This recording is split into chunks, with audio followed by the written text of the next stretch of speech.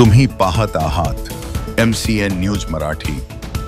अकोट शहराच्या भीमनगरातील सरकारी धान्य गोडाऊन परिसरामध्ये धम्मचक्र प्रवर्तन दिनानिमित्त 2 ऑक्टोबर रोजी भव्य रक्तदान शिबिराचे आयोजन करण्यात आले होते।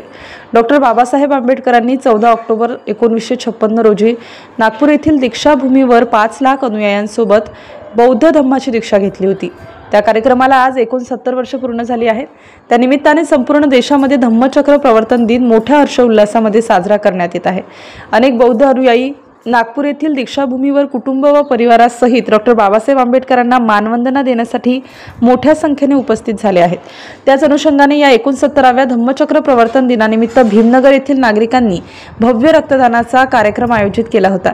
या कार्यक्रमाला उपस्थित प्रमुख पाहुण्यांनी तथागत भगवान गौतम बुद्ध व डॉक्टर बाबासाहेब आंबेडकर यांच्या प्रतिमेचे पूजन करून रक्तदानाच्या कार्यक्रमाला सुरुवात करण्यात आली।